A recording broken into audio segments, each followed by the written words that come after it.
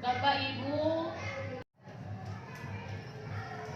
yang terhormat, Bapak Ibu pengawas Sekolah Dasar Kecamatan Conggeang, yang kami hormati Bapak Ketua K3S Kecamatan Conggeang, yang kami hormati pula Ketua Gugus dan pengurus KKG Gugus 1 dan Gugus 2 Kecamatan Conggeang, dan juga Bapak Ibu guru perwakilan dari sekolah dasar di Kecamatan Conggeang. Terima kasih atas kehadirannya pada hari ini. Pertama-tama marilah kita panjatkan puji dan syukur kehadirat Allah Subhanahu wa taala, karena berkat rahmat-Nya kita pada hari ini dapat berkumpul dalam keadaan sehat walafiat pada acara diseminasi budaya positif CGP Angkatan 7 Kabupaten Sumedang, memaparkan acara-acara yang akan kita laksanakan pada hari ini. Yang pertama adalah pembukaan, kemudian yang kedua, karena acara ini akan dibagi menjadi 2 sesi. Sesi pertama itu ada pengarahan dan sambutan dari pengawas Sekolah Dasar Kecamatan Conggeang. Kemudian sesi keduanya itu adalah kegiatan inti, yaitu pemaparan materi diseminasi budaya positif. Kemudian yang ketiganya adalah penutup. Bismillahirrahmanirrahim. Assalamualaikum warahmatullahi taala wabarakatuh. Alhamdulillahirabbil alamin wa bihi nasta'inu ala umuri dunya wa din wa ala alihi wa sahbihi ajmain, amma ba'du. Rekan seperjuangan Pak Pengawas yang saya hormati, Bapak K3S yang saya hormati, rekan-rekan atau anak-anakku ketua gugus 1, 2 beserta reng-rengannya yang saya hormati, Bapak dan Ibu guru juga semua yang saya hormati. Sebelumnya marilah kita panjatkan puji dan syukur kehadirat Allah Subhanahu wa taala, bahwasanya pada kesempatan ini yaitu sesi 2 pemaparan materi dari calon guru penggerak Angkatan 7 dari Kecamatan Conggeang. Tos uningan sadayana sahawae. Iya. Yang pertama atau terpampang nyata ini Pak Ibunya gambarkan. Yang pertama yaitu Ibu Kartika Fitriani dari STN Conggeang 1. Hello dulu Ibu. Beliau juga ini aktif di organisasi pramuka, pengurusan pramuka ya. Kemudian yang kedua adalah Pak Regia Suryadi dari SDN Conggeang 2, yang mana Pak Regia barangkali yang lain belum pernah bertemu ya, terutama yang guru-guru baru di Kecamatan Conggeang. Beliau ini juga aktif di organisasi kemasyarakatan yang saya tahu karena saya tetangganya ya. Yang saya tahu beliau adalah aktif di Karang Taruna ya. Kemudian sekarang juga sudah mulai aktif di riuh-riuh di Panwaslu ya. Kemudian boleh dibilang beliau juga ini kalau saya bilang uyuhan. Pada awal semester 1 kebetulan anak saya adalah wali kelas, beliau adalah kelas anak saya mengikuti PPG ya. Alhamdulillah sudah lulus Pak. Alhamdulillah. Kemudian beberapa bulan kemudian lolos juga di calon guru penggerak. Jadi double waktu semester kemarin ya Pak. Hebat ya. Tapi enjoy ya Pak, masih sehat walafiat Pak Rencian. Kemudian yang ketiga ada Ibu Rina Rohayati dari SDN Citepet. Ya, beliau juga aktif di kepengurusan KKG Gugus 2 Kecamatan Conggeang, juga aktif di FKKG, pengurusan FKKG Kabupaten Sumedang, Kabupaten Sumedang. Alhamdulillah dari kita ada yang mewakili di FKKG Kabupaten Sumedang. Oke, untuk selanjutnya mari kita sama-sama menyimak materi yang akan disampaikan tentang diseminasi budaya positif dari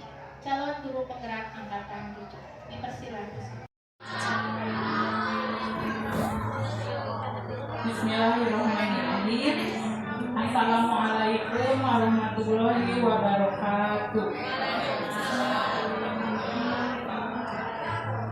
Atas ibunya Bapak sadayana tekadah perkenalan deui, tekadah pembukaan deui, urang langsung wae pamingkeun kanu materi. Sakeacana ame sadayana semangat, urang olahraga pagi heula. Yuk, hapunten, urang ngadeg heula sakedap.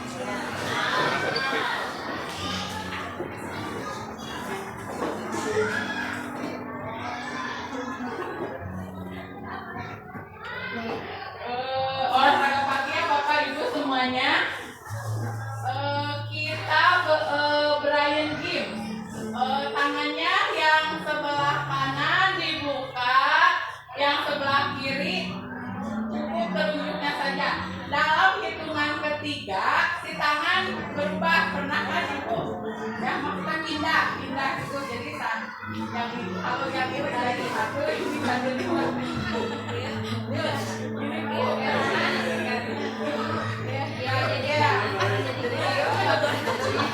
ayo kita olahraga. Oh iya ya, musiknya ya. Dari mana ya? Dari sana. Nggak ada musiknya. Saya paling pakai hitungan saja. Kalau mau satu dua pindah, tiganya ganti sama atau pindah ya. 1, 2, 3. Ini kan ini 1, 2, bukan 1, 2 pindah. 1, agak 1, 2 pindah. 1, 2 pindah. Bisa sambil digerak-gerakkan badannya olahraga. Ayo mulai 1, 2, 3. 1, 2 pindah. 1, 2 pindah. Pindah.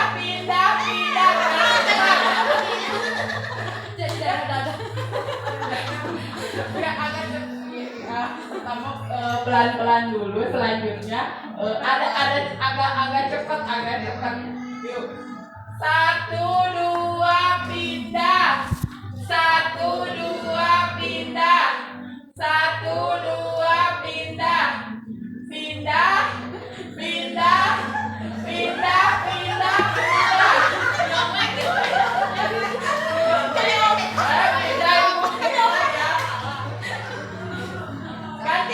Ganti posisi tangan. Sekarang yang atas di kepal, yang kanan, yang kiri dibuka ya Bu. Tadi mah gitu, sekarang mah gini ya. Yuk, 1, 2 pindah. 1, 2 pindah. 1, 2 pindah. Ayo pindah.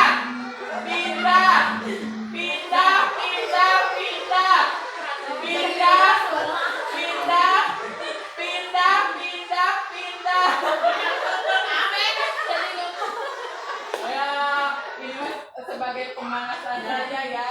Tepuk tangan buat kita semua.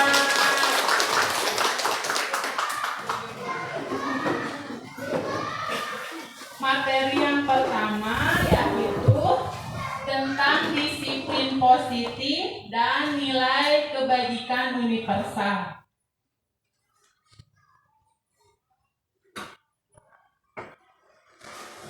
Seorang psikiater dan pendidik, Dr. William Glasser, meluruskan beberapa miskonsepsi tentang makna kontrol. Perubahan paradigma teori kontrol atau ilusi kontrol. Yang pertama ada ilusi guru mengontrol murid. Yang kedua, ilusi bahwa semua penguatan positif efektif dan bermanfaat. Yang ketiga, ilusi bahwa kritik dan membuat orang merasa bersalah dapat menguatkan karakter. Dan yang keempat, ilusi bahwa orang dewasa memiliki hak untuk memaksa. Dari keempat ilusi tersebut dapat kita simpulkan bahwa teori kontrol menyatakan bahwa semua perilaku itu memiliki tujuan, bahkan terhadap perilaku yang tidak disukai. Sebagai contoh, misalkan anak melakukan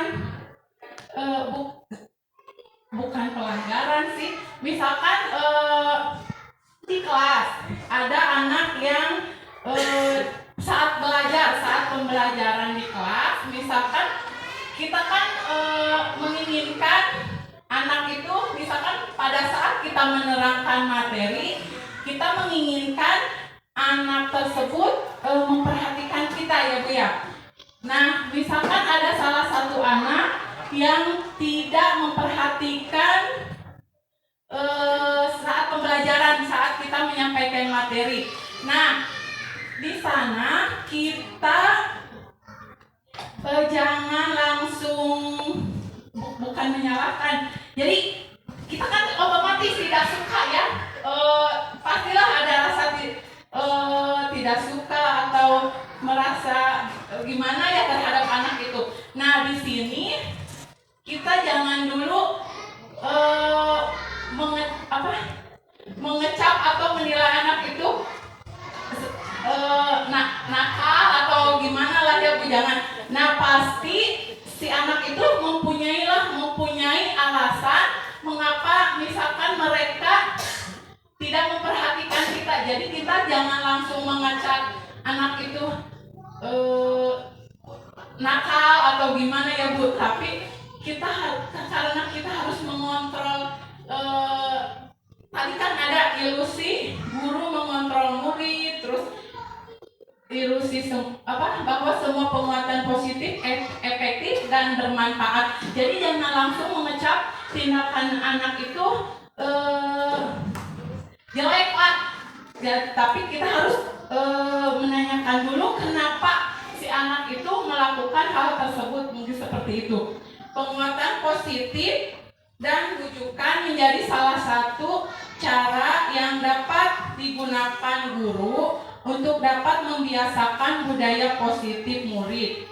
Jangan gunakan kritik untuk menerapkan budaya positif, karena kritik dan rasa bersalah akan membuat mereka merasa buruk tentang dirinya. Jadi sebagai contoh tadi, yang anak tidak memperhatikan murid, kita jangan langsung kamu ini ya, misalkan nakal, tidak diam atau gimana ya Bu, jangan langsung mengkritik si anak seperti itu gitu. Tapi kita harus menanyakan dulu apa alasan yang menjadi dasar si anak itu melakukan hal tersebut. Jadi jangan langsung mengkritik kesalahan si anak itu Bu.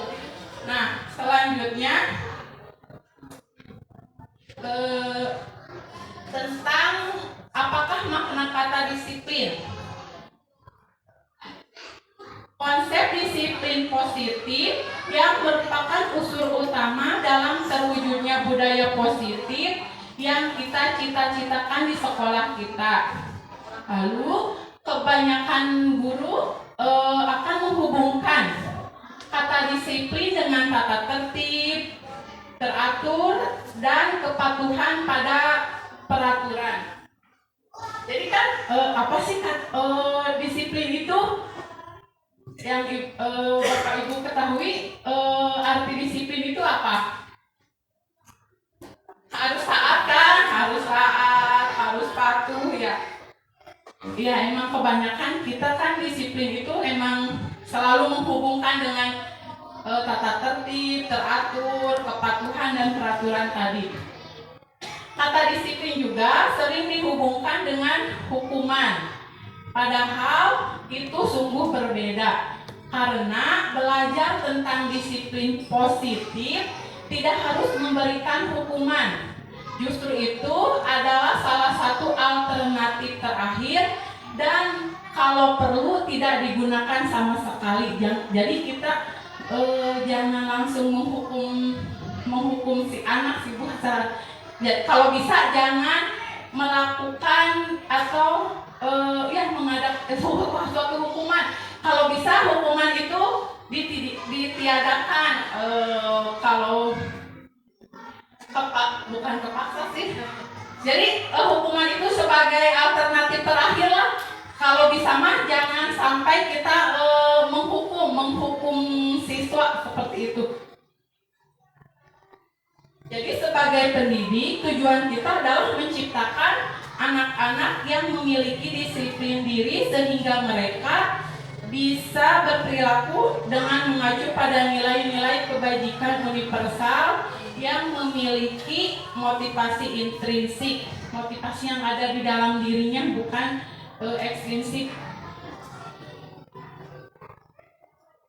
Tentang arti disiplinnya, disiplin berasal dari bahasa Latin yaitu disciplina yang artinya belajar.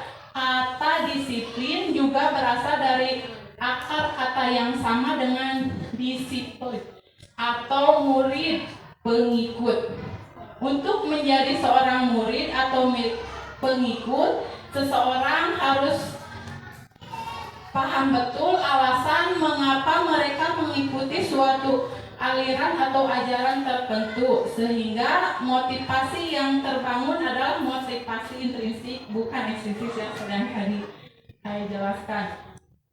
Disiplin mempelajari bagaimana cara kita mengontrol diri dan bagaimana menguasai diri untuk memilih tindakan yang mengacu pada nilai-nilai yang kita hargai.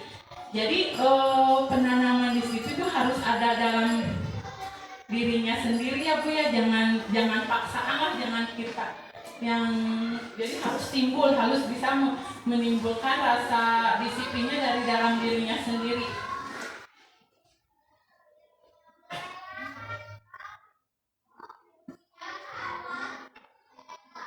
Tadi dalam rangka menciptakan lingkungan yang positif, yang tadi yang disiplin itu otomatis kan kita di sekolah harus ada kerjasama antara semua pihak di sekolah, pemangku kepentingan kan Bu, dari mulai kepala sekolah, guru, pokoknya semua warga yang ada di sekolah biar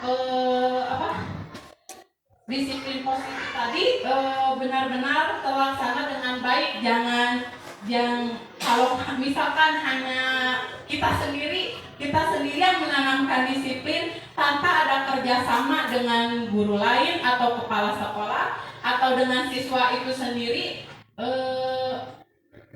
disiplin positif yang kita akan jalankan di sekolah, kalau tidak ada kerjasama yang baik, otomatis tidak akan bisa terlaksana dengan baik. Jadi harus ada kerjasama yang baik pula. Nah, di sini nilai-nilai kebajikan universal. Nilai-nilai kebajikan universal yang berarti nilai-nilai kebajikan yang disepakati bersama, lepas dari suku bangsa, agama, bahasa maupun latar belakangnya. Nilai-nilai ini merupakan payung besar dari sikap dan perilaku kita, atau nilai-nilai yang merupakan fondasi kita berperilaku. Jadi kita di sekolah harus bisa menerapkan nilai-nilai kebajikan universal. Nilai-nilai kebajikan universal yang kita kenal itu kan sebagai apa? Profil pelajar Pancasila ya Bu ya. Salah satu nilai-nilai kebajikan universal yaitu profil pelajar Pancasila yang beriman dan bertakwa kepada Tuhan yang Maha Esa dan berakhlak mulia, mandiri, bernalar kritis, kebinekaan global, gotong royong, dan kreatif.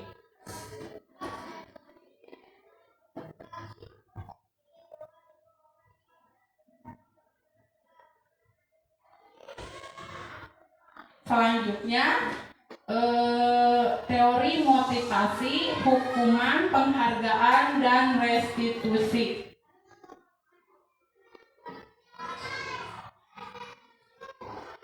Teori motivasi perilaku manusia menurut Diane Gossen dibagi ke dalam tiga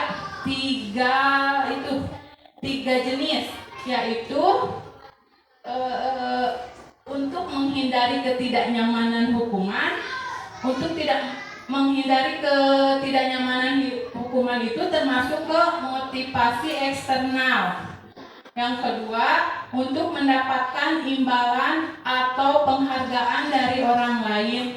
Dan yang ketiga, yaitu motivasi internal untuk menjadi orang yang memiliki, untuk menjadi orang yang mereka inginkan dan menghargai diri sendiri dengan nilai-nilai yang mereka percaya.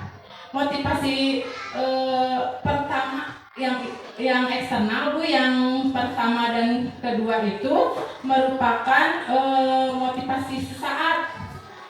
Jadi yang pertama kan untuk menghindari ketidaknyamanan atau hukuman.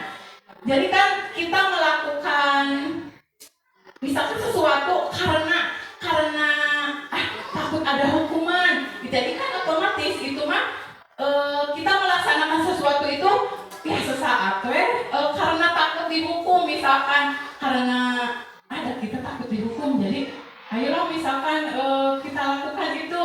Jadi itu mah hanya sesaat, tidak akan menempel dari dalam diri siswa itu. Sama yang kedua juga untuk mendapatkan imbalan atau penghargaan dari orang lain. Nah misalkan karena kita ingin dipuji misalkan, atau ingin mendapatkan apalah dari orang lain, nah itu mah otomatis motivasi itu mah hanya sesaat, jadi tidak akan gimana ya Bu, kalau melakukan sesuatu udah hanya saat itu gitu, hanya saat itu ketika kita akan diberi penghargaan atau penilaian, nah seperti itu. Nah kalau motivasi yang ketiga untuk menjadi orang yang memiliki yang mereka inginkan dan menghargai diri sendiri dengan nilai-nilai yang mereka percaya itu mah positif motivasi yang kan itu mah otomatis dari ada kesadaran kesadaran dari dalam dirinya, otomatis akan selalu melekat dari jiwanya sendiri. Nah seperti itu.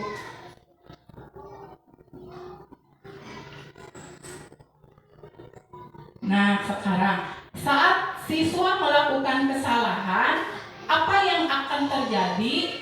Apakah ada hukuman atau konsekuensi yang diperoleh siswa, atau justru restitusi? Apa bedanya hukuman, konsekuensi, dan restitusi? Nah dari tiga kalimat itu ada perbedaannya, Bu. Mari kita bahas.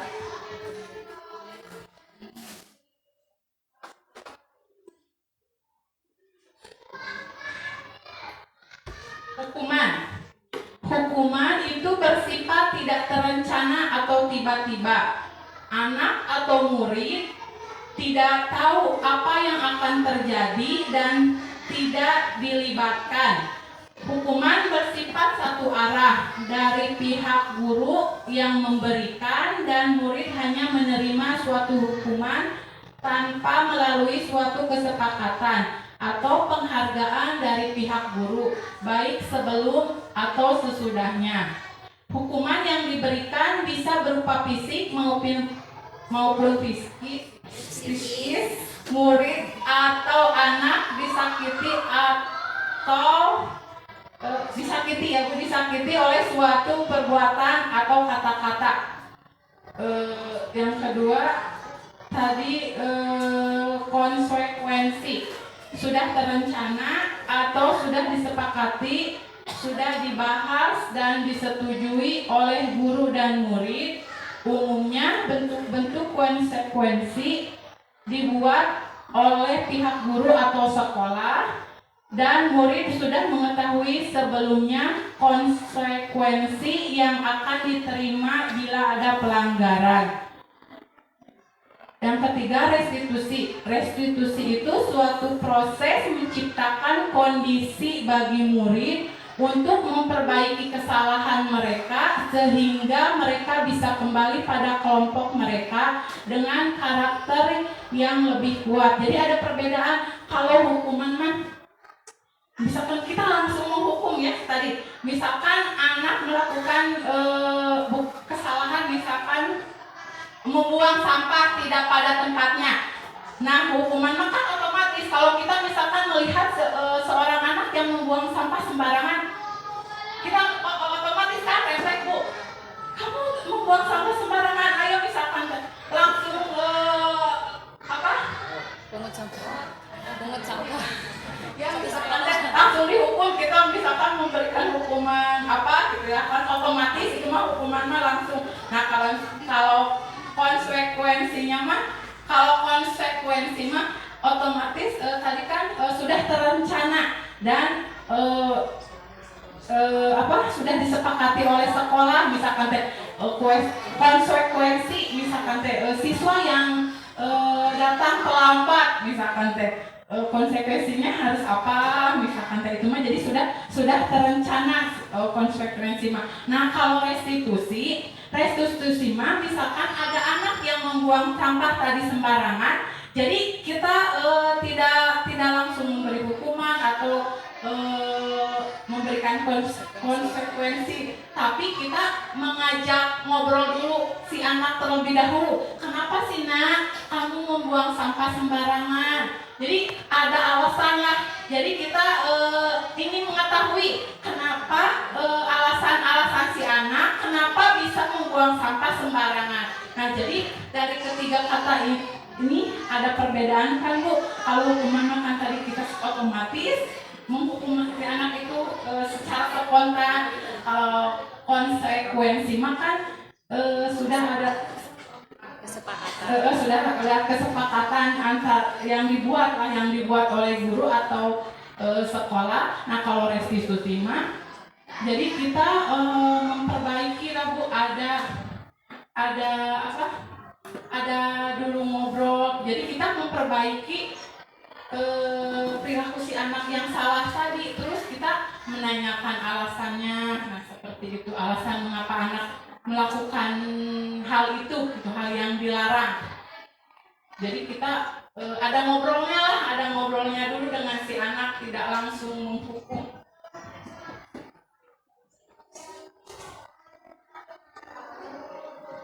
Nah, sekarang hukuman dan penghargaan.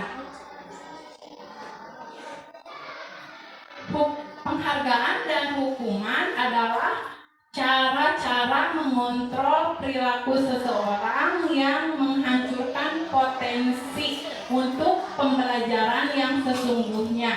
Menurut Kohn, secara ideal tindakan belajar itu sendiri adalah penghargaan sesungguhnya.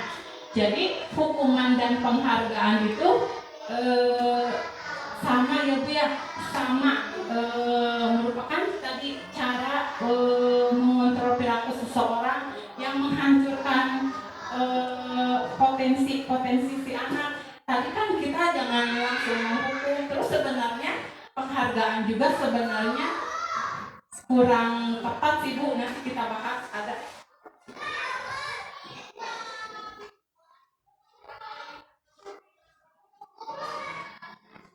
Nah, sekarang saya mau tanya, apakah Ibu, Bapak semuanya pernah memberikan penghargaan tidak di kelas kepada anak? Pernah ya, Bu ya? Bisa penghargaan, ya itu juga tepuk tangan juga merupakan suatu penghargaan ya, Bu ya. Terus apakah penghargaan itu sudah tepat? Apakah penghargaan itu tidak memberikan dampak negatif bagi siswa lain yang tidak mendapatkan penghargaan? Misalkan ada anak yang nulisnya misalkan ke satu misalkan teh kan sama ibu teh dikasih penghargaan bisa tepuk tangan lah, bisa pujian kan.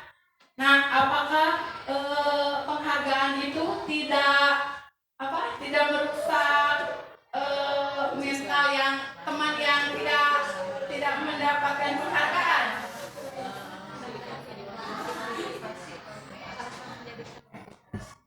Nah,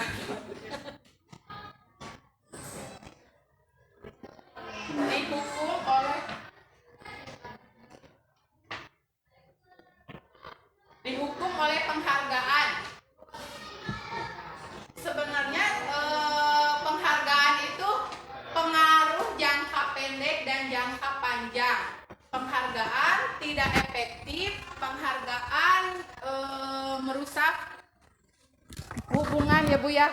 Maksudnya merusak hubungan kan tadi ada yang siswa yang mendapatkan penghargaan dan ada yang siswa yang tidak mendapatkan penghargaan. Jadi kan ada rasa siswa yang tidak memiliki penghargaan, ada rasa iri bisa, kecewa bisa kan Bu ya? Ya minder juga bisa. Terus penghargaan memastikan kreativitas.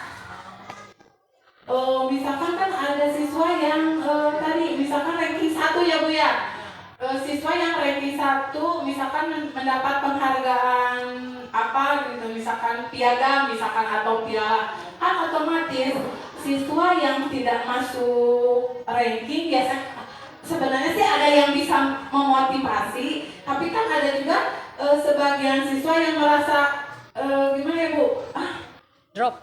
Kita mah gak akan bakal ranking 1, dan ranking 1 mah udah sama itu misalkan kan di kelas di sekolah saya sih Bu ya, ranking 1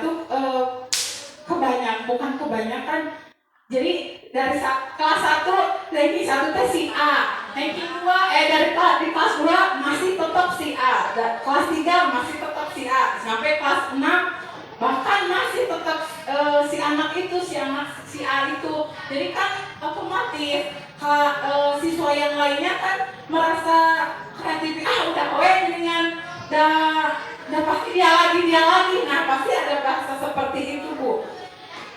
Terus penghargaan menghukum. Yang terakhir motivasi dari dalam diri atau intrinsik. Nah, sekarang restitusi. Restitusi itu bukan menebus kesalahan, tetapi belajar dari kesalahan.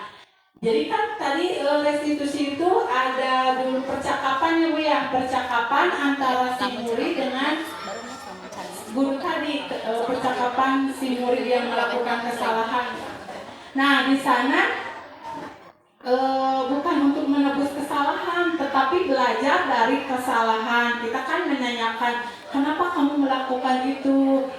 Apakah perbuatan itu baik tidak? Kan kita yang menanyakan, biar si anak yang menjawab sendiri bahwa misalkan teh membuang tadi contohnya kan membuang sampah itu si anak itu Bu bagus tidak kalau kita membuang sampah sembarangan. Jadi kita memacu pertanyaan biar si anak tahu bahwa yang mereka lakukan itu salah gitu.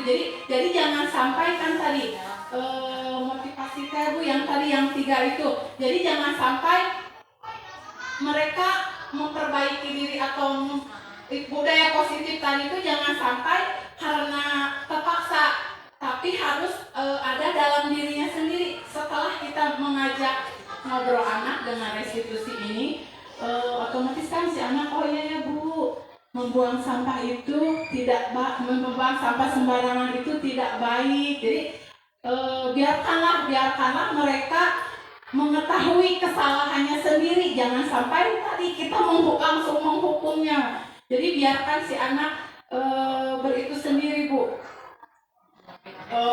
memecahkan masalahnya sendiri, terus mengetahui kesalahannya sendiri. Nah seperti itu, memperbaiki hubungan kan, tawaran bukan paksaan. Jadi otomatis nah sekarang misalkan karena kamu sudah terlanjur membuang sampah sembarangan, kan tadi tawaran bukan paksaan. Sekarang apa yang akan kamu lakukan? Misalkan si anak menjawab, ya Bu, saya akan mengambilnya kembali, misalkan dan memasukkannya ke tempat sampah. Jadi biarkanlah mereka yang memperbaiki kesalahan itu sendiri dengan kita merangsangnya dengan pertanyaan-pertanyaan seperti itu. Terus menuntut untuk melihat ke dalam diri.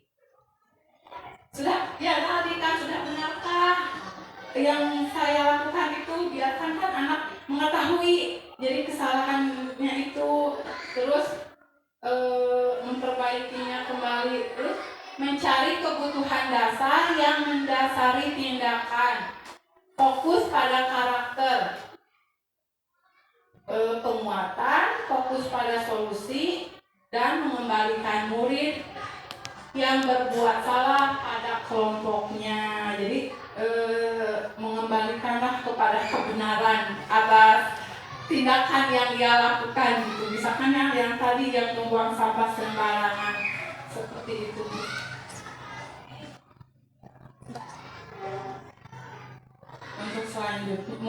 Untuk selanjutnya materi, belum ada pertanyaan ya Bu ya, nanti di akhir kita lanjutkan ke materi yang selanjutnya yang akan dipaparkan oleh rekan saya Tika Kartika. Saya persilakan. Assalamualaikum warahmatullahi wabarakatuh. Sepertinya khusyuk sekali ya menerima paparan dari Ibu Rina. Mohon izin Bapak Ibu bisa melihat layar. Bapak Ibu yang saya hormati, mohon maaf.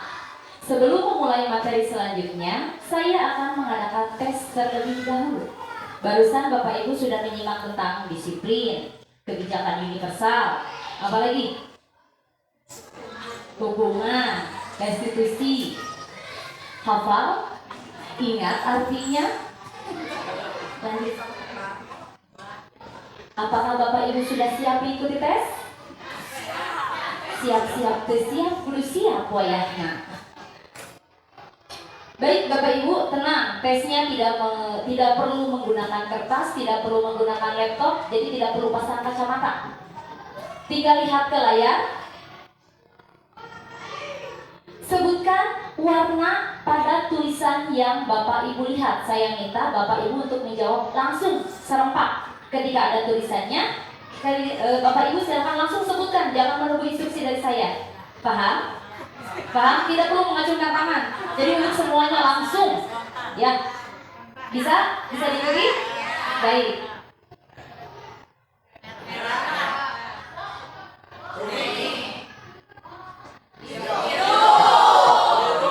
Jangan marah. Kenapa saya yang dimarahi? Lanjut.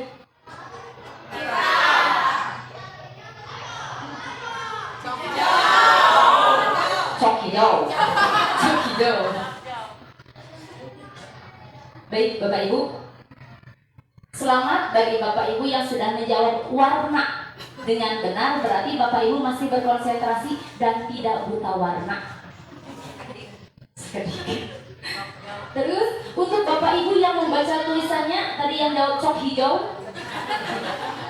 berarti selamat juga. Berarti Bapak Ibu tidak buta huruf karena bisa membaca. Baik Bapak Ibu, itu hanya selingan ya, bukan tes beneran, tenang, tidak dinilai. Buat yang salah tadi jawab cok hijau tidak apa-apa.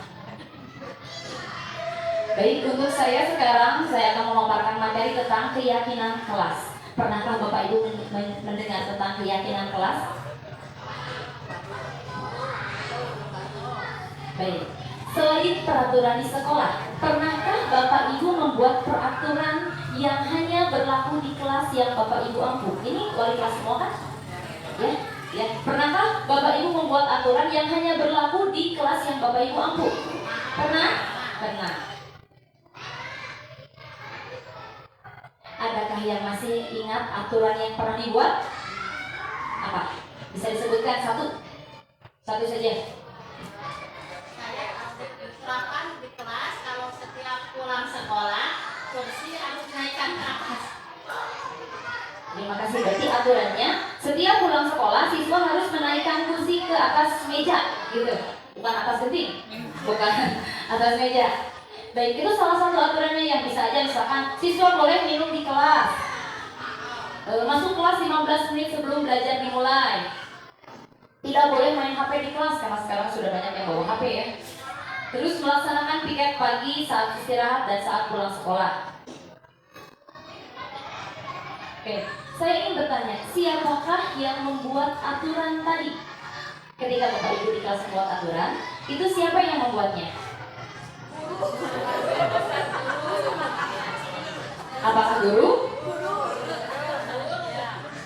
Atau siswa?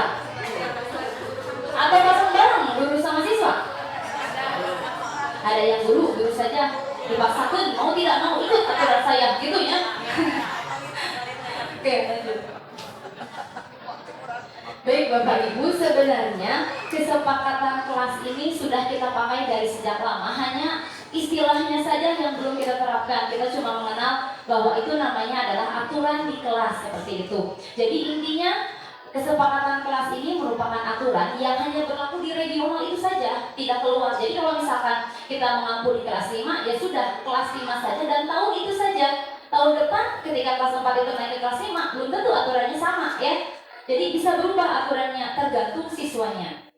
Hanya saja ada sedikit yang berbeda. Biasanya kalau kesepakatan kelas yang baik itu supaya digubuk ke siswa, guru tinggal lajo, tinggal memperhatikan, tinggal ngarahkeun, supaya tepat lebih baik siswa diikut sertakan dalam membuat peraturan. Jadi bukan kamu masuk kelas 15 menit sebelum belajar misalkan, ternyata anak yang rumahnya jauh, dia hanya bisa sampai ke sekolah misalkan 10 menit.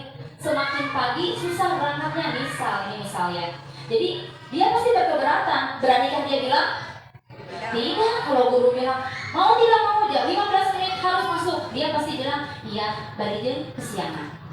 Biasanya seperti itu ya. Tapi kalau misalkan siswa tersebut diberi kesempatan untuk mengajukan, gimana kalau aturannya Bu 5 menit saja sebelum masuk, boleh nggak? Boleh. Yang penting jangan 5 menit setelah masuk. Yang penting sebelum masuk kan. Intinya kita pengen saat belajar dimulai siswa sudah di kelas kan. Jadi 5 menit boleh nggak? Boleh. Itu karena ada diskusi, ada kesepakatannya. Lanjut. Oke, dari modul ini saya belajar selain tentang tadi aturan kelas yang kita kenal, yang sudah kita kenal, ternyata itu namanya kesepakatan kelas. Itu sebenarnya bernaungnya dari aturan sekolah ya, sangkut paut dengan aturan sekolah tata tertib yang berlaku di sekolah. Kita turunkan ke kelas agar lebih fokus untuk mengawasinya, karena mengawasi sekian ratus orang itu susah. Jadi kita fokus dulu ke kelas yang kita ambil saja, minimalnya tidak terlalu banyak kan. Nah, ternyata dari modul ini selain dari tata tertib ke kesepakatan kelas, saya juga mengenal sebuah kata yaitu keyakinan kelas. Nah, keyakinan kelas tehnya nanti lanjut.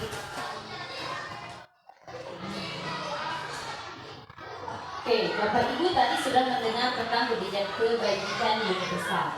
Nah, keyakinan kelas ini sebenarnya sama saja dengan peraturan kelas, dengan kesepakatan kelas. Yang berbedanya adalah di mana kalau keyakinan kelas ini kata-katanya itu lebih universal.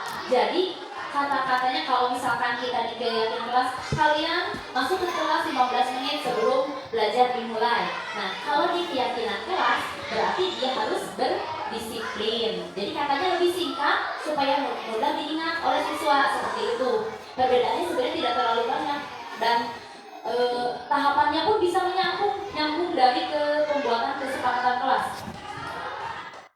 Ini tadi pengertiannya sudah dijelaskan oleh Bu Rina ya. Tinggal lanjut. Nah, ini ciri-ciri keyakinan kelasnya. Jadi kata-katanya itu lebih bersifat abstrak, lebih abstrak dari peraturannya dan lebih terus pernyataan-pernyataannya bersifat universal. Jadi tidak memandang ras, agama, suku bangsa, perbedaan bahasa mereka, ataupun ada yang perbedaan itu dari angka selanjutnya. Dibuat dalam bentuk positif. Maksudnya seperti ini. Biasanya kita ada aturan tidak boleh buang sampah sembarangan. Nah, tidak boleh kan pakai kata tidak. Nah, kita ubah kata tidaknya tersebut menjadi membuang sampah pada tempatnya. Tapi kalau di kebijakan di keyakinan kelas, katanya kita ubah lagi menjadi universal. Kalau tadi tidak membuang sampah, diubah lagi menjadi membuang sampah pada tempatnya, mengganti-ganti lagi menjadi mencintai kerapihan dan kebersihan, misalkan seperti itu. Jadi lebih universal dan positif katanya. Tidak terlalu banyak sehingga mudah diingat. Nanti saya perlihatkan. Lanjut.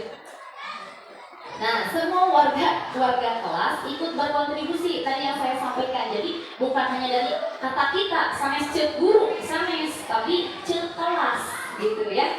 Lanjut.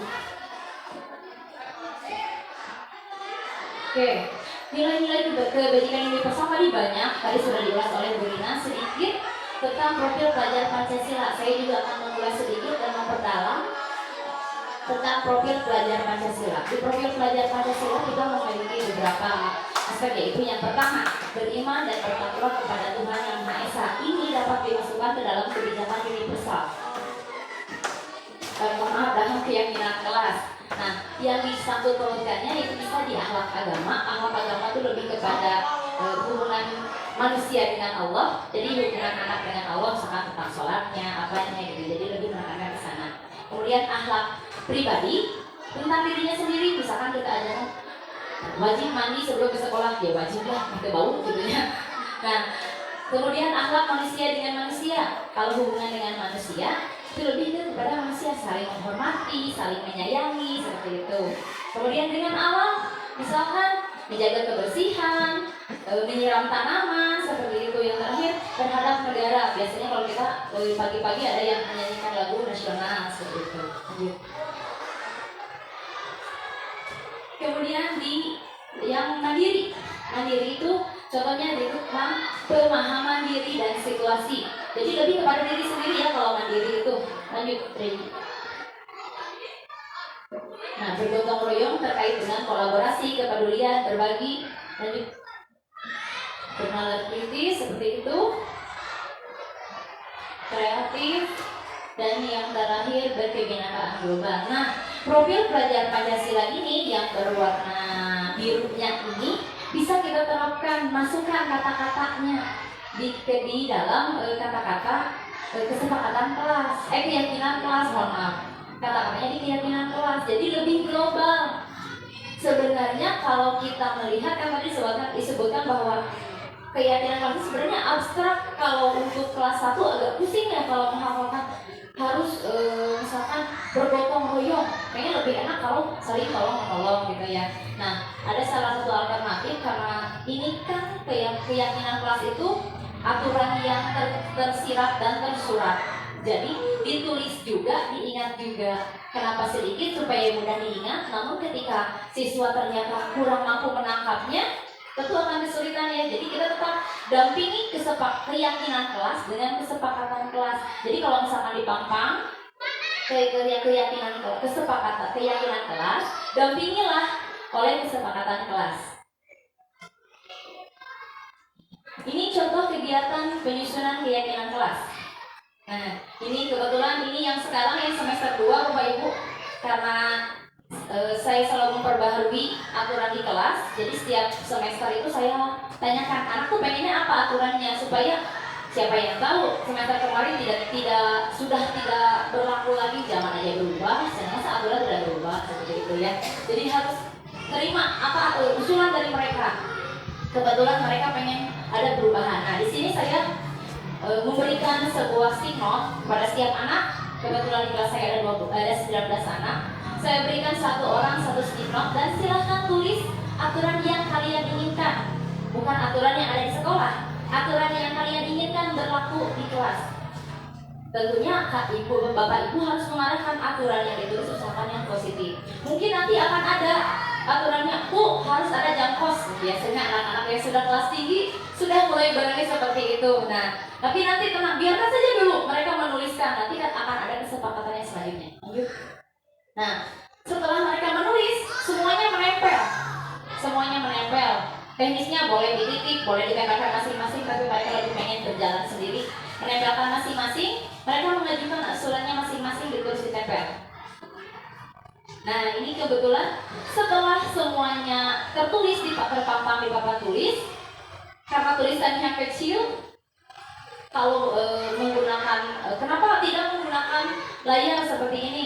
Kalau menggunakan layar akan 2 kali kerja, harus diketik dulu ya Bapak Ibu, akan lebih lama memakan waktu. Kecuali semua anak sudah membawa HP, bisa pakai aplikasi seperti itu. Tapi kebetulan di kelas saya tidak, hanya beberapa yang membawa HP, jadi saya tidak menerapkan, jadi pakai stick note. Anak-anak, saya membimbing siswa untuk menyepakati kesepakatan kelasnya.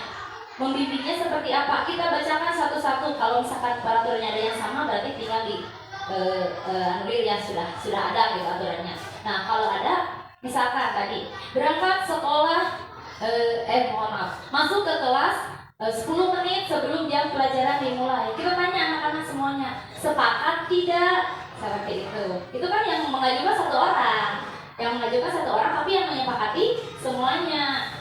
Tapi semuanya mendengar apa yang kita sampaikan. Jadi aturan itu dibuat oleh masing-masing, tapi diberlakukan satu kelas seperti itu. Ditanya satu-satu seperti itu, hingga akhirnya aturan-aturan ada yang disetujui, ada yang tidak disetujui. Contoh pakai aturan yang tadi seperti harus ada jam kos misalkan ya, harus ada jam kos itu kan kita yang harus mengarahkan apakah boleh seperti itu di kelas, buat apa ke sekolah kalau mau jam kos seperti itu kan. Jadi kita arahkan supaya peraturan itu tetap sesuai dengan fondasi yang awalnya dan tetap di sekolah seperti itu. Jangan sampai melenceng, tetap kita punya aturan fondasi awalnya. Lanjut. Nah, disinilah setelah membuat kesepakatan kelas, karena terlalu abstrak buat siswa ketika saya harus mengubah dari keyakinan kelas ke kesepakatan kelas, jadi saya membuatnya dari kesepakatan kelas dulu, lanjutkan ke keyakinan kelas. Dari kesepakatan kelas yang siswa buat tadi pun ada banyak tuh, kalau tidak salah ada berapa ya saya lupa, ada banyak. Nah, kita ubah kata-katanya. Lanjut. Nah, ini ada contoh keyakinan kelas. Ini contoh keyakinan yang diterapkan di kelas 1. Setiap anggota kelas perlu belajar. Universal sekali ya. Sebenarnya tidak ditulis juga tidak apa-apa, tapi supaya anak lebih menyadari bahwa oh iya, kita di sekolah harus belajar karena disepakati oleh semuanya, mau tidak mau jangan minta jam kos seperti itu kan. Lanjut. Ini contoh yang di kelas 5. Nah, ini untuk yang di kelas 7 SMP tentunya, jadi lebih kompleks lagi kata-katanya kalau semakin tinggi biasanya. Lanjut. Nah, ini kebetulan yang sudah diterapkan. Lanjut. Nah, masuk ke kelas minimal 10 menit sebelum jam pelajaran dimulai. Saya ubah menjadi disiplin waktu. Seperti itu. Memakai pakaian yang rapi dan sopan. Nanti ada di situ di bawah, senyum, salam, sapa, sopan santun, seperti itu. Jadi kata-katanya yang tadi di sini 8 bisa mengerucut jadi 5. Bahkan sebenarnya dari 8 ini masih ada anak-anaknya yang lain, hanya saja karena saling sangkut paut, sambung menyambung menjadi satu, itulah Indonesia. Saling sambung menyambung karena sama, jadi saya rangkum menjadi 8, tapi tentunya anak-anak tahu bahwa 8 ini mencakup semuanya dan semuanya menyimak apa yang kita sampaikan. Nah, diubah ke keyakinan kelas. Kebetulan belum saya tempel yang ini. Nanti ini kesepakatan dan keyakinan kelas itu dicetak juga Bapak Ibu, supaya anak-anak selain mengingat, dia juga bisa membacanya ketika lupa, seperti tadi membuang sampah sembarangan. Nah, aku keyakinan kelas 1 benar benar ada aturan EKA. Nah, supaya tidak lupa, jadi mau tidak mau wayangnya tempel, biar ketika dia lupa coba baca lagi, coba lihat lagi, karena mengingat dan membaca akan lebih mudah membaca sepertinya. Dan untuk yang lupa, untuk yang ingat lebih mudah mengingat. Lanjut.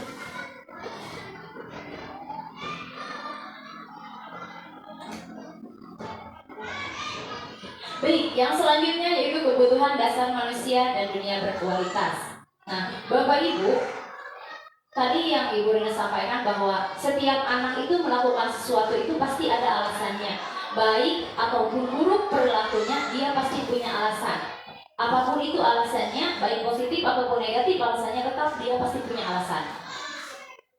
Nah, kebutuhan dasar manusia ini merupakan alasan-alasan yang mungkin muncul dari siswa ketika melakukan sesuatu. Ada 5 kebutuhan dasar manusia. Sebenarnya ini bukan berlaku hanya pada siswa saja, tetapi juga pada kita sebagai manusia. Kalau manusia, kalau bukan tidak. Lanjut.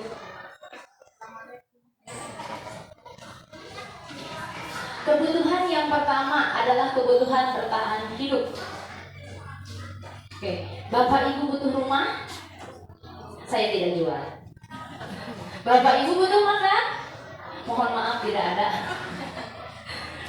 Bapak Ibu, kebutuhan bertahan hidup diakui atau tidak semua orang pasti membutuhkannya. Bapak Ibu pasti butuh makan, butuh minum, butuh rumah, butuh sehat, betul? Mohon maaf untuk yang dewasa mungkin ada proses reproduksi itu juga mungkin merupakan suatu kebutuhan dan itu merupakan kebutuhan bertahan hidup Bapak Ibu etapen pertahanan yang paling kokoh. Lanjut. Nah, ada lagi dari sisi psikologisnya yaitu kebutuhan akan rasa aman. Ini juga merupakan kebutuhan bertahan hidup Bapak Ibu. Lanjut. Yang kedua yaitu kebutuhan kasih sayang dan rasa diterima. Nah, kayaknya ini sudah mulai menyangkut kepada siswa, ya. Oke, kebutuhan kasih sayang di sini. Jadi siswa itu mau tidak mau pasti merasakan ingin disayang, ingin diperhatikan. Contoh kemarin kita pernah belajar secara daring. Bagaimana rasanya Bapak Ibu? Apakah materinya sampai? Atau justru banyak orang tua yang mengeluh ingin cepat masuk? Biasanya banyak yang mengeluh ya, karena mau tidak mau diakui atau tidak, sentuhan HP itu berbeda dengan sentuhan tangan ya Bapak Ibu. Maka dari itu bahwa kasih sayang dan rasa diterima itu sangat dibutuhkan oleh siswa. Makanya kadang ada anak yang kasih sudah nama lelean. Nah, mungkin itu mereka tuh benar-benar pengen diperhatikan oleh kita ya, pengen diperhatikan, pengen disayangi, pengen merasa diterima oleh kita. Ada juga kadang anak yang di sekolah itu berguru, ada yang tidak diajak. Bagaimana perasaannya yang tidak diajak? Sedih ya. Bahkan kemarin kebetulan ada di sini satu orang siswa datang ke sini bersama ibunya, bersama ayahnya datang. Katanya dikucilkan sama teman-temannya. Ketika ditanya ternyata bukan dikucilkan waktu itu, tapi mereka berantem biasa, berantem dulu, akhirnya jauh-jauhan sampai ke rumah ya seperti itulah laporan ke orang tuanya. Itu tugas kita ya Bapak Ibu, mengembalikan anak yang tadi ke kelompoknya. Nah, rasa dikucilkan itu termasuk perasaan yang apa ya, yang membuat anak itu drop ya, lumayan apalagi untuk anak kelas rendah. Makanya dibutuhkan rasa diterima di kelas itu, seperti itu. Selanjutnya kebutuhan penguasaan atau pengakuan atas kemampuan. Diakui atau tidak, siswa pasti merasa ini diakui bahwa dia pintar ketika mengerjakan sesuatu. Tadi kata Bu Rina, oh ya, nah aturan itu penghargaan itu bisa menghukum.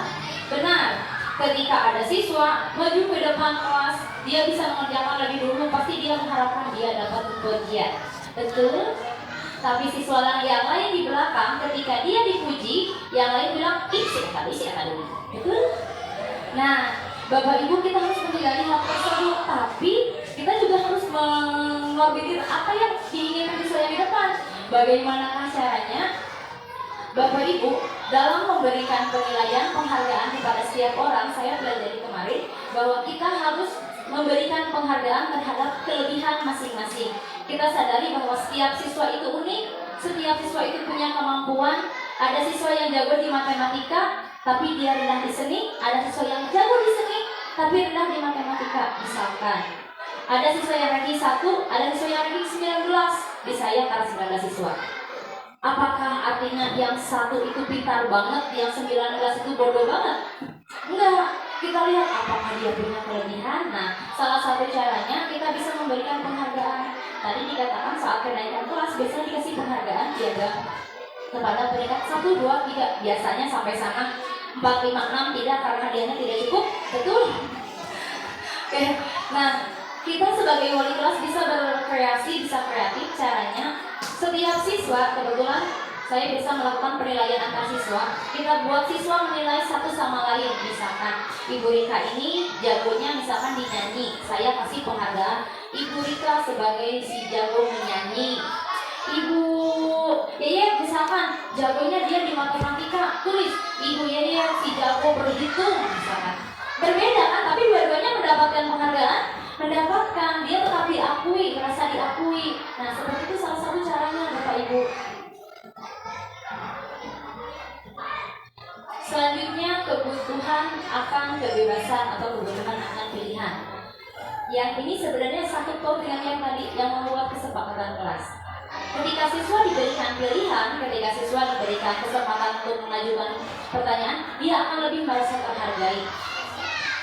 Siswa yang tidak diberikan kesempatan seperti itu, apakah yang tadi saya sampaikan, ketika siswa hanya mampu sampai ke sekolah 5 menit sebelum masuk, siswa yang hanya mampu masuk ke kelas 5 menit sebelum masuk tidak akan berani protes kalau kita tidak memberikan kesempatan ya Bapak Ibu. Tapi kalau kita memberikan kesempatan, dia pasti berani mengutarakan. Dia akan berusaha tepat waktu. Mau tidak mau berarti maksimal saya 5 menit harus sampai. Dia tidak akan ada lagi siswa yang terlambat seperti itu. Lanjut. Yang selanjutnya adalah kebutuhan akan kesenangan.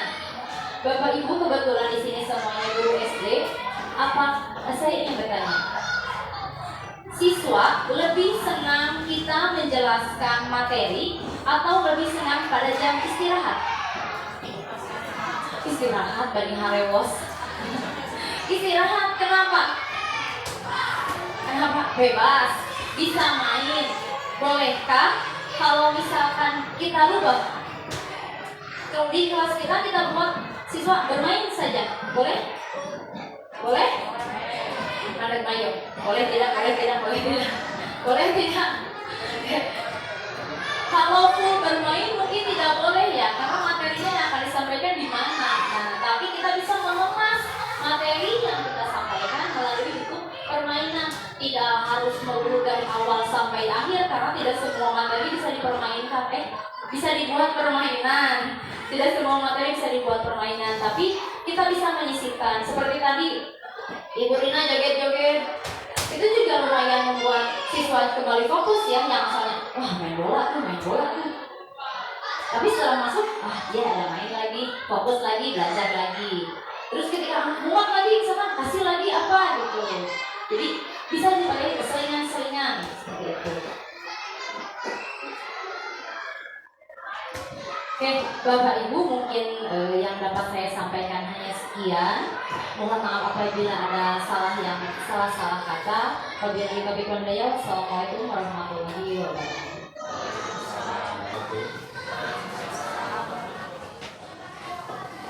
Pertama-tama saya mohon maaf, mungkin di sini saya bukan untuk menggurui, tapi di sini saya berbagi pengalaman dari program PPP ini.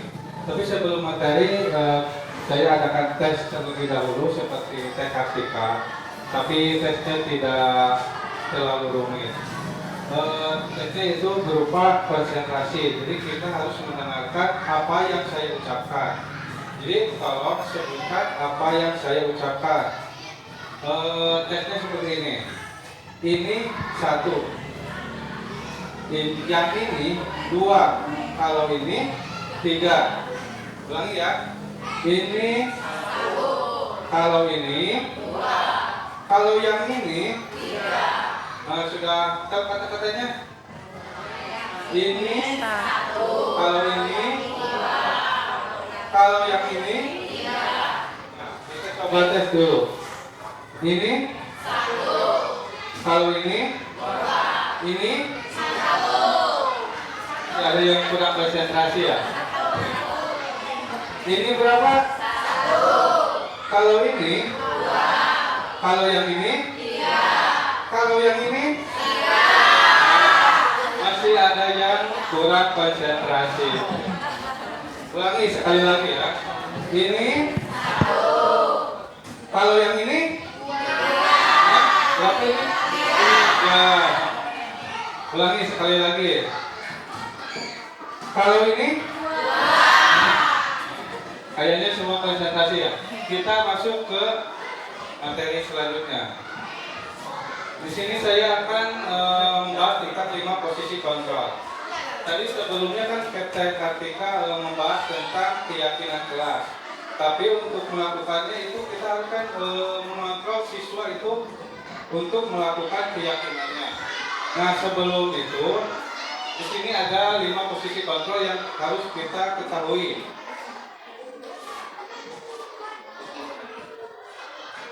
Di sini ada yang pertama yaitu posisi menghukum, kedua membuat merasa bersalah, ketiga teman, 4 memantau, dan kelima mengejar.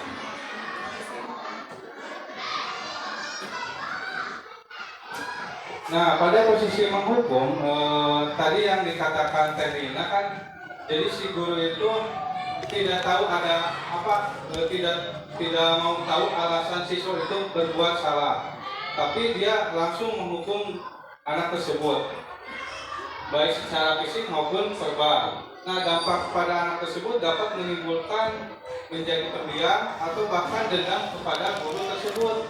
Jadi, usahakan kita sebagai guru dalam kali ini mungkin posisi menghukum ini ditiadakan karena berdampak negatif sekali kepada murid. Kata-kata yang sering timbul seperti patuhi aturan saya atau awas. Jadi si nada kita itu spontan terus tinggi, sehingga si anak itu kan menjadi drop kan, sehingga siswa tersebut menjadi kurang percaya diri, terus takut pada guru tersebut, kemudian dendam kepada guru tersebut. Jadi kita harus berusaha menghindari posisi kontrol yang menghukum ini. Contohnya si siswa berbuat salah terlambat sekolah, kita langsung saja menghukum dia. Kamu ini terlambat, saya hukum kamu lari lapangan 5 keliling. Itu kan tidak relevan ya. Seharusnya kita kan kalau menghukum itu harus relevan, tapi bukan menghukum, tapi harusnya itu lebih ke konsekuensi. Jadi apabila siswa tersebut terlambat, kita harus membuat keyakinan kelas terlebih dahulu. Contohnya keyakinan kelas, kalau kita terlambat 20 menit, kita harus diam di kelas selama 20 menit. Itu konsekuensinya. Jadi jangan kita kalau anak melakukan terlambat kelas, kita harus menghukum keliling lapangan ataupun menuliskan kata-kata saya tidak akan terlambat sebanyak 100 kali. Itu kan terlalu kejam ya. Jadi si anak itu akan merasa dendam pada kita. Selanjutnya, nah di sini ada membuat merasa bersalah. Jadi guru ini kepada murid itu memelas. Nah, kamu ini kenapa sih buat salah terus? Jadi si anak itu merasa, oh saya menjadi orang tidak berguna ternyata.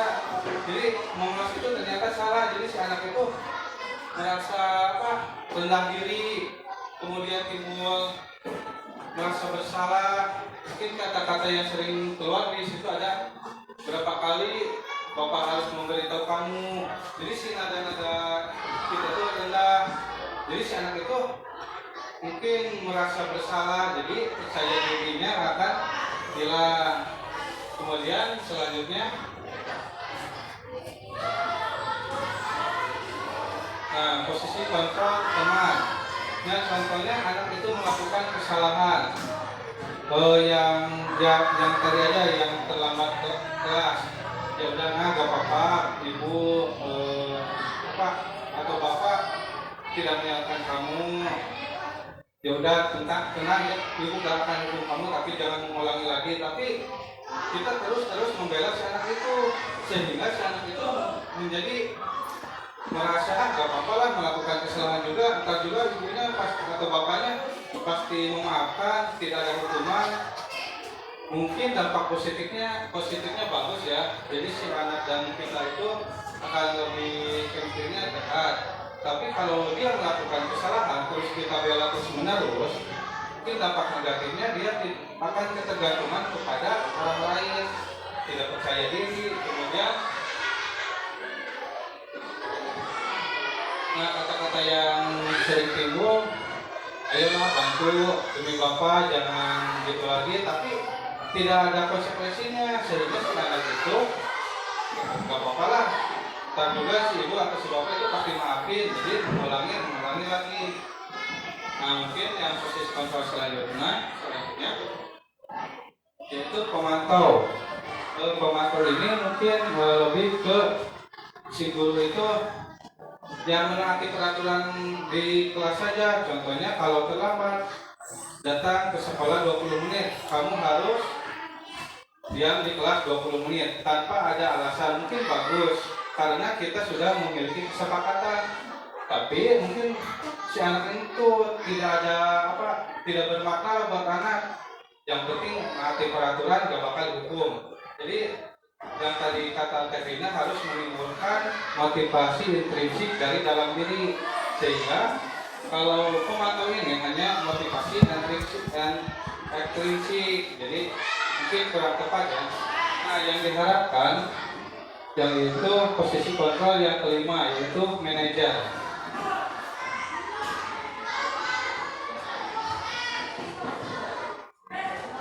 Nah di sini posisi di mana guru membuat sesuatu bersama dengan murid. Jadi si guru itu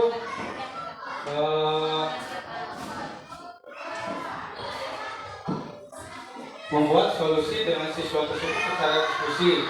Mungkin seperti kita kan kalau diberi masukan atau diberi materi oleh orang lain lah, kita sedikit tidak menerima. Contohnya seperti peraturan-peraturan di sekolah oleh kita sebagai guru yang masih junior, terus memberi masukan ke guru senior, kan itu kurang tepat ya.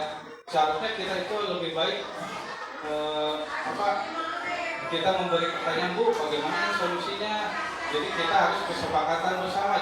Tadi yang disampaikan oleh TKPK. Nah untuk itu kita untuk lebih menjadi guru yang bisa di posisi manajer ini, ada caranya, yaitu dengan segitiga restitusi. Apa yang harus kita lakukan dalam implementasi segitiga restitusi ini? Yang pertama yaitu menstabilkan identitas, kedua validasi tindakan yang salah, dan tiga menanyakan keyakinan kelas atau keyakinan.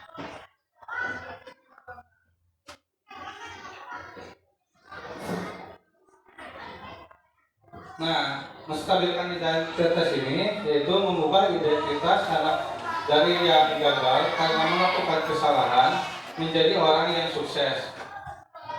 Mungkin pada contohnya anak ada yang berantem atau yang memukul temannya, tapi kita kan tidak tahu awalnya kan alasannya kenapa dia memukul teman tersebut. Nah untuk menjadi guru yang memiliki posisi kontrol manager, kita harus menanyakan kenapa sih kamu melakukan itu. Terus kalau si anak sudah menjawab, mungkin dia punya alasan karena dia selalu mengganggu saya. Mungkin kita sebagai guru harus menenangkan dengan cara kata-katanya itu, ya gak apa-apa, mungkin memang ibu juga atau bapak juga pernah melakukan kesalahan, sehingga mungkin kamu kesal. Jadi kita itu harus menstabilkan emosi si anak tersebut. Terus kemudian ada kata-kata ibu atau bapak tidak mencari kesalahan dari hal tersebut, tapi kita cari solusinya, yaitu dengan cara yang kedua,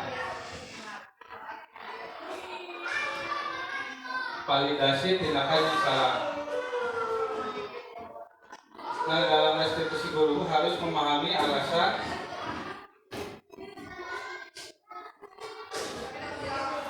yang dilakukan murid tersebut atas melakukan perbuatan yang dia lakukan.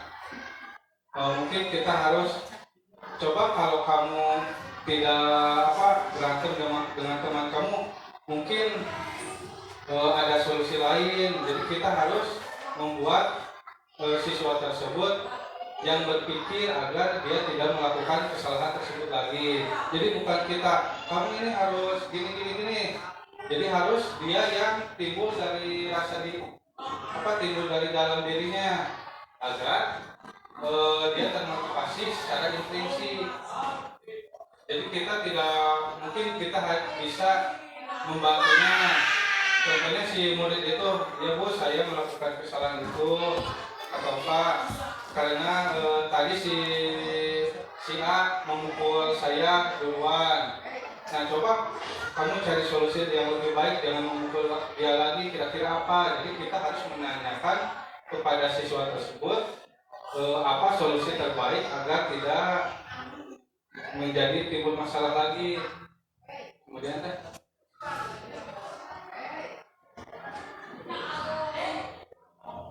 nah, setelah itu kita harus kembali ke keyakinan kelas kita yang telah dibuat.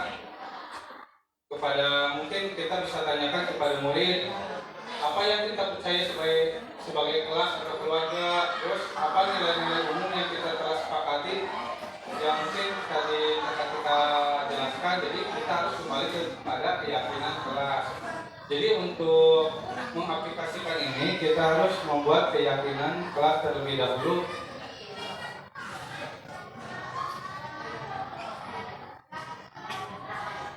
Mungkin pemaparan dari saya cukup sekian. Terima kasih atas perhatiannya dan mohon maaf mungkin atas kekurangan yang kami paparkan. Itu dengan wabillahi taufiq wal hidayah. Wassalamualaikum warahmatullahi wabarakatuh.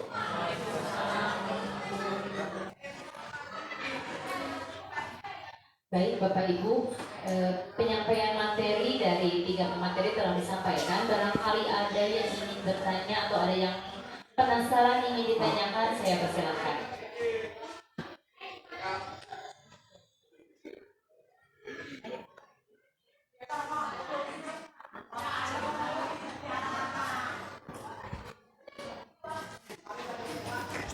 Ada? Ada?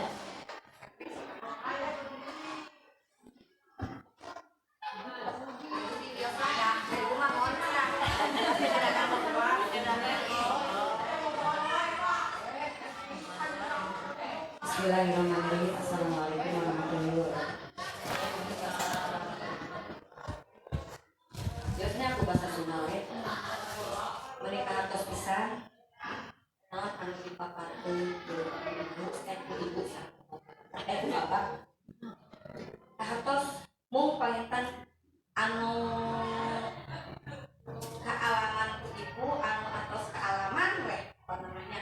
Kapal jenak biasa mau binatang. Eta teh bisa sah. Terus teh bisa sah bade mun tadi ulah hukum. Tapi netekeun awas. Teh kitu. Terus abi manyaan punten palitan kata mah ibu anu tananya. Kata mah kalakuan ibu anu paksa saya. Kamu rakali teh salarasna mah dinu manah mah. Kahoyong teh murang kali teh nurut sanesna teh tanya hoyong jantan sae gitu. Ku manawi ku kata-kata eta teh murang kali teh jantan kena teh salajengna teh ya jadi orang yang baik gitu. Seperti misalkan bicara sama eta gitu. Sasa bicara. Ibu esok berangkat teh da ibu da sanes abi cenah eta mah. Itu batur cenah kali. Alim nyata mata teh. Da eta teh bisa sah kedah kumaha ayeuna kanggo pahitan ieu mah anu tos batu api keneh kitu nya ieu mah da sedap deui bari jeung duka biasa duka teu ngarobina teh gitu sanes di kelas di luar kelas teu bae eta teh hukuman eta teh teu biasa ayeuna murang kali misalkeun sumping ti diri anjeunna jangan sadar oh si ibu teh kitu teh kedah kieu engkena teh alhamdulillah kitu deui gitu. Janten ka ibuna teh kumaha janten otoriter nu kubeunana kitu ka panitan ayeuna manawi kitu ti murang kali kitu nya kumaha atuh eta teh kendahnya sanes kadang tapi kan carana lah anu gampil ka ningali dulu eta mah mun kedah kieu nya tapi manawi aya pengalaman terus sanes ibu kedah kieu dirasok kita urang kali teh kita ayo kitu paintennya manawi kitu kamu kakayuna mun sakitu atur nuhun assalamualaikum warahmatullahi wabarakatuh. Waalaikumsalam warahmatullahi wabarakatuh. Ada lagi Bapak Ibu?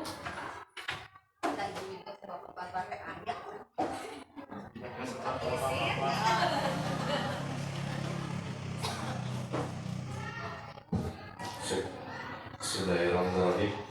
Assalamualaikum warahmatullahi wabarakatuh. Waalaikumsalam. Mohon maaf, Kem. Oh, Manawi dan Kem gitu. Kami Kem atau ada halus lah.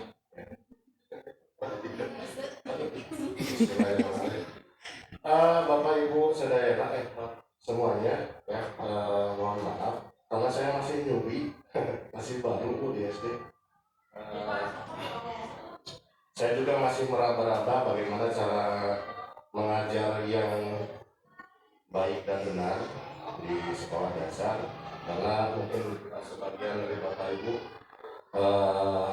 mengetahui bahwa sebelumnya saya mengajar di SMP. Kalau untuk menghadapi siswa dalam rangka mendisiplinkan siswa, kebetulan saya di SMP mengajar selama 17 tahun dan sempat beberapa posisi wakil kepala sekolah saya tempati, dan yang terakhir itu di kesiswaan atau tepatnya jadi pembina OSIS yang sangat melekat dengan urusan kedisiplinan. Saya sudah mencoba menggunakan beberapa teori, menggunakan ya teori-teori yang pernah saya belajar di tempat kuliah, dan ternyata saya harus kembali menapakkan diri dengan perumpamaan di mana bumi di mana bumi dipijak, di situ lagi dijunjung. Pakai tempat itu peribahasakan diajarkan guru Abi menuju di SD gitu. Kita akhirnya diajarkan untuk peribahasa ya. Jadi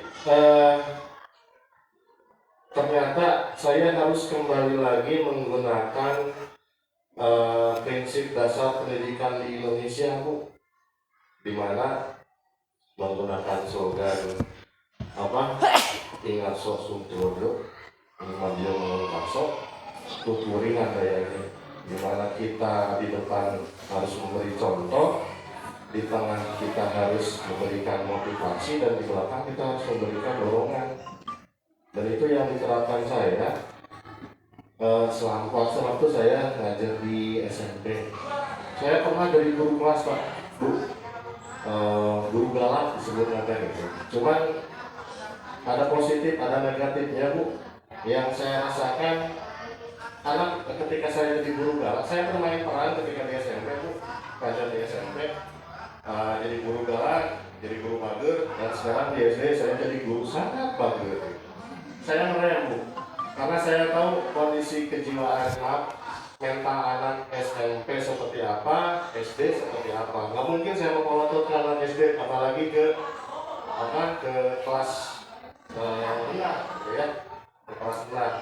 Itu sangat nggak mungkin sekali. Sehingga saya ketika saya ditugaskan di SD, saya merem, betul-betul merem. Bahkan selama saya bertugas dari mendapatkan SK sampai sekarang, saya belum pernah marah, betul, saya belum pernah marah karena saya sangat meraba perasaan anak-anak, karena ya saya tahu ketika menghadapi di SD kenakalan siswanya seperti apa, di SMP kenakalan siswanya setingkat berapa, di SD juga setingkat berapa. Dan mohon maaf, saya sering mengabaikan teori-teori, karena menurut saya teori itu jadi itu cocok di tempat yang cocok gitu ya. Kalau tidak tidak di tempat yang cocok ya susah meskipun kita paksakan.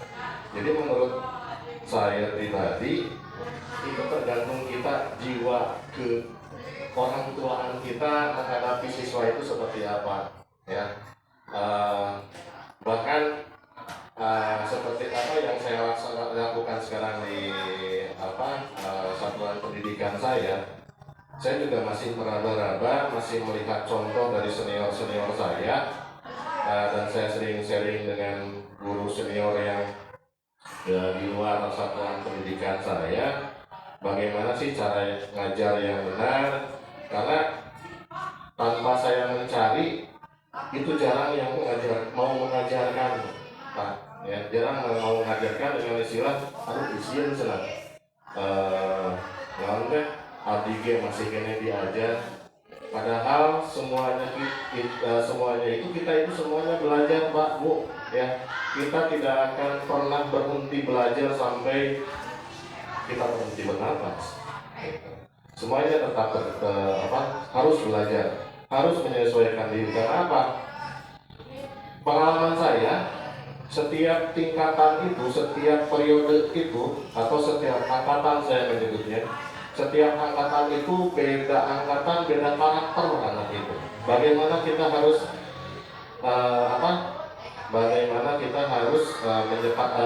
menghadapinya. Makanya tadi disampaikan harus ada kesepakatan, saya setuju sekali. Dan itu yang sering saya sampaikan kepada anak didik saya, termasuk sekarang yang saya angkut, kelas yang saya angkut. Pertama kali saya menginjakan di kelas tersebut, bertemu dengan siswa saya membuat kesepakatan dulu, ya. Saya membuat kesepakatan dulu sebelum saya melanjutkan pemberian materi. Karena apa? Karena tanpa itu saya tidak bisa menciptakan situasi kelas yang kondusif, ya. Meskipun faktor X itu sangat berpengaruh, Bapak Ibu sekalian. Contoh, kita sudah ada kesepakatan dengan anak didik kita, kesepakatannya A misalnya, atau misalkan mengenai kedisiplinan saja, ya. Kedisiplinan misalkan kita istirahat itu misalkan jam 9.30 misalnya. Tapi karena faktor X, ya, selama belajar mungkin di kelas tidak ada masalah. Tapi mungkin ada beberapa kelas yang gurunya tidak hadir, atau jangankan tidak hadir, ketika di akhir pembelajaran memberikan kuis ada siswa yang keluar kelas, maka anak didik saya itu tidak bisa tertipu, langsung curi hati. Wah, dan itu yang membuyarkan kesepakatan kami gitu. Jadi balik lagi, setiap angkatan, setiap angkatan siswa itu akan beda-beda karakter, sehingga kita harus tetap belajar. Maka yang saya usul, meskipun tadi saya setuju mengenai kesepakatan kelas atau keyakinan kelas, saya pribadi tetap mengusung prinsip pendidikan di Indonesia, yaitu ing ngarso sungtuwono, ing mabyo manging karso, dan tuburi handia kagayani. Itu yang selalu saya usung. Terima kasih. Tidak ada pertanyaan, cuma sharing saja. Mohon maaf. Saya tutup kalau kita hidayah. Wassalamualaikum warahmatullahi wabarakatuh. Waalaikumsalam. Ada lagi Bapak Ibu? Cukup?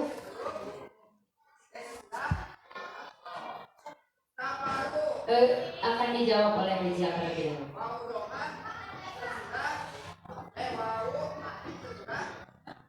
Ya, terima kasih atas pertanyaan tadi dari Ibu Jayan, ya. Mungkin bagaimana sih cara kita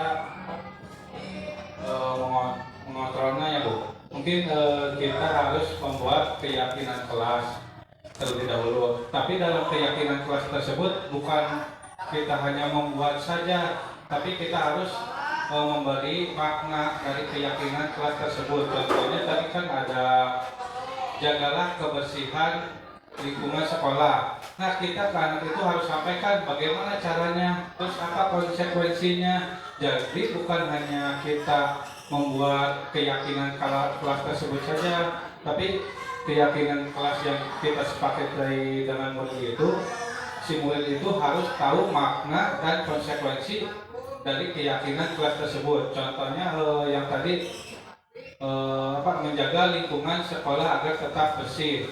Nah, kita kan tentunya harus jelaskan bagaimana caranya. Caranya yaitu dengan buang sampah sembarangan. Jangan buang sampah sembarangan, harus ke tempat sampah. Mungkin anak, oh iya ngerti. Terus bagaimana kalau tidak melakukan keyakinan? Nah, kita juga harus jelaskan.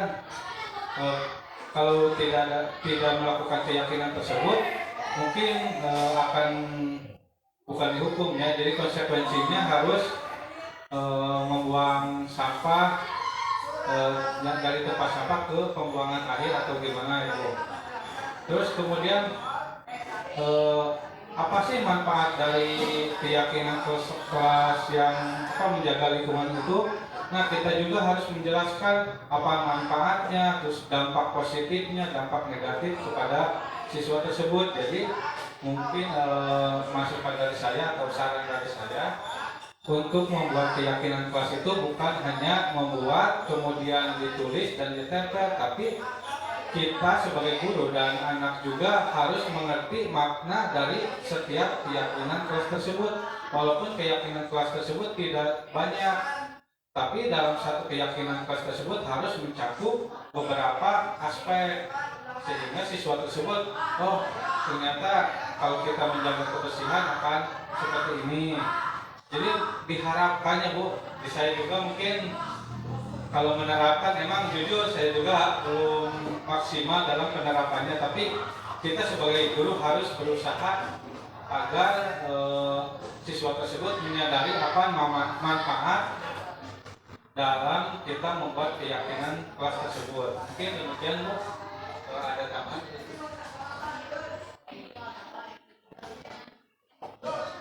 Baik, ada sedikit tambahan ya Ibu. Memang benar, menerapkan budaya positif jangankan di satu sekolah, di satu orang siswa saja itu sulit. Jangankan di orang lain, di diri sendiri saja itu sulit. Benar. Tadi saya ambil yang disampaikan oleh Bapak tadi di sini. Kita mengenal trilogi pendidikan. Bapak Ibu masih ingat yang tadi disampaikan? Ada apa?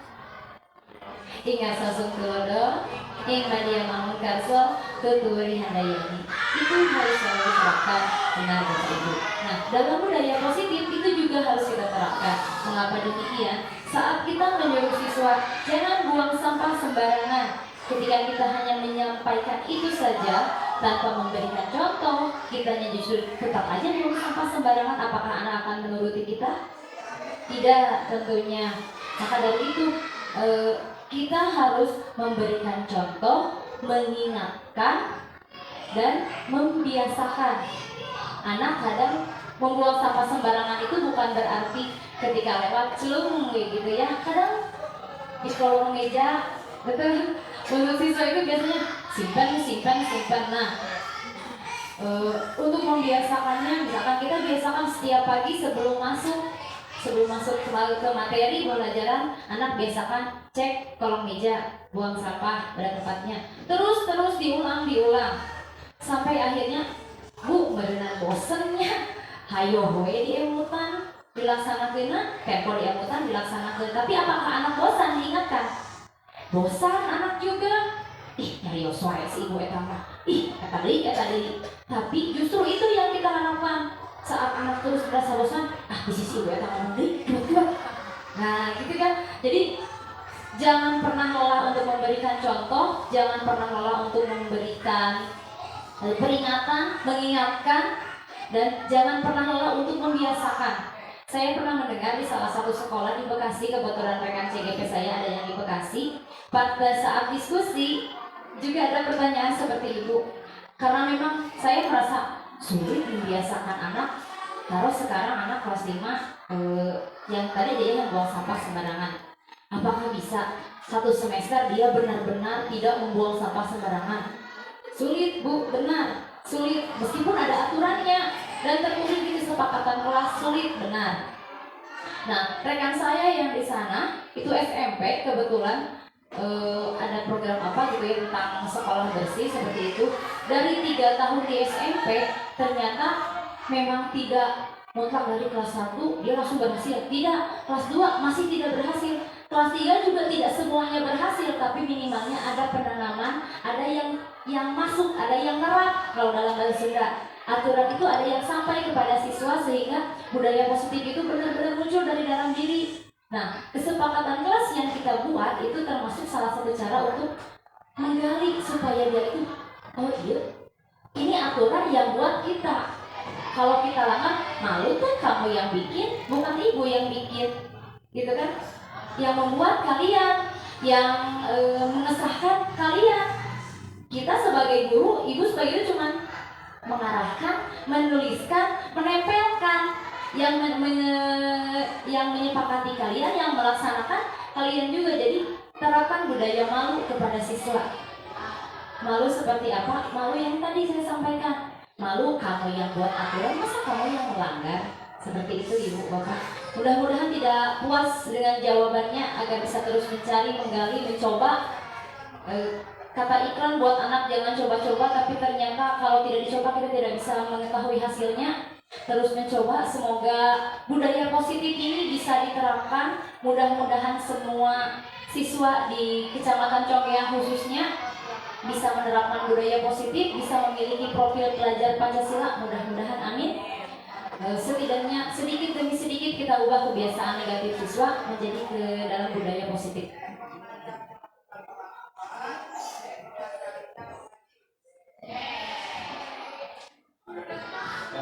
Maaf Bu, saya mungkin menambahkan hal yang tentang kebersihan ya Bu, yang pernah saya coba. Salah satunya yaitu di dalam kelas kan biasanya anak itu di kolong meja itu suka sampah. Nah, saya coba terapkan dengan cara merolling anak ke tempat duduk. Nah kan awalnya si anak itu biasa ya sampah itu banyak. Nah, pas di rolling, saya tidak menyuruh anak yang duduk di situ untuk mengambil sampah, tapi rolling aja dulu. Setelah di rolling, kan si A contohnya duduk di bekas si B. Coba lihat kolong mejanya.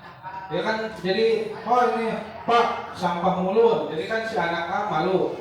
Mungkin yang pertama emang sampah terus banyak, ya udah jangan tunjuk siapa yang salah, tapi yang ada di depan kamu ambil dan buang. Mungkin minggu pertama itu masih banyak sampah, kemudian minggu kedua di rolling lagi ke tempat yang beda.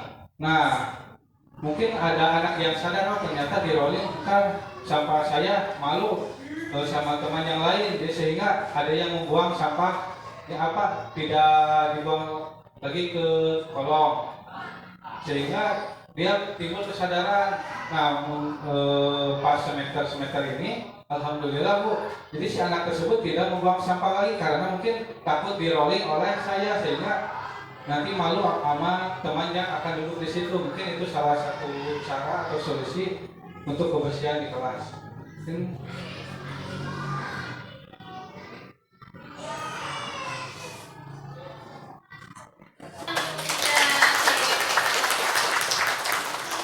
Materinya sangat luar biasa. Iya. Ini mungkin sebagai pengingat juga untuk kita ya. Sebenarnya ini keseharian kita di sekolah, tapi mungkin materinya ini untuk mengingatkan kita, dan memang seperti inilah yang benarnya, gitu ya, yang benarnya seperti ini. Baik, kita mari simpulkan dulu hasil materi hari ini. Yang pertama tadi tentang hukuman, konsekuensi, dan restitusi. Ibu milih yang mana? Hukuman, konsekuensi, atau restitusi? Yang biasanya digunakan? Biasanya yang mana? Iya, tidak sadar ya, kalau seperti ibu ya. Kadang spontan dan di bawah alam sadar melihat anak yang nakal atau melanggar aturan. Gitu ya. Emang kita sudah istighfar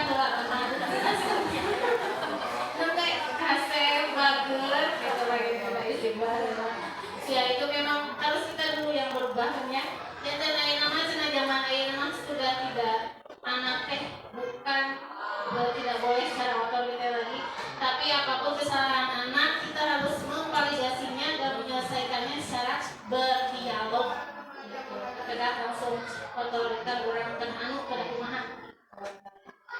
Terus tadi yang disetujui bersama juga yaitu tentang penghargaan ya, penghargaan kepada anak. Mari bersama-sama mungkin merubah mindset baik itu guru di sekolah ataupun orang tua. Pasti tiap akhir semester harus nanti ranking sabaraha, nilainya berapa. Sekarang setelah kita tahu setiap anak itu perlu dihargai, perlu diakui, harus merasa diakui. Dan tentunya insya Allah semester lain mau kan itu kurang sasarannya tadi seperti ke materi di ibu kita buat anak itu tahu dan dihargai kemampuannya masing-masing. Yang jago berantem, nah apa kelarnya itu yang jago berantem? Nah paling berani, tenaganya kuat, gitu. Yang anaknya minus di mindset kita acan biasa, tapi dia mungkin disuruh bersih mau kamu sebut mak, disuruh apa bisa si paling rajin. Oke ya Bapak Ibu, mari kita rubah mindset kita guru-guru dan juga orang tua bahwa setiap anak itu perlu atau punya potensi. Oke Bapak Ibu, baik, berhubung waktu sudah mendekati adzan dan kegiatan hari ini materi telah kita lalui bersama dengan lancar. Mari untuk menutup kegiatan ini kita mengucapkan hamdalah bersama-sama. Ya, akhirannya tidak lupa juga kita doakan para guru-guru CGP ini karena masih berapa bulan lagi harus menyelesaikan ya 4 bulan lagi harus menyelesaikan pendidikan dan pelatihannya di CGP. Semoga mereka diberikan kesehatan, kelancaran dan mendapatkan hasil terbaik dari program ini. Terima kasih, saya tutup dengan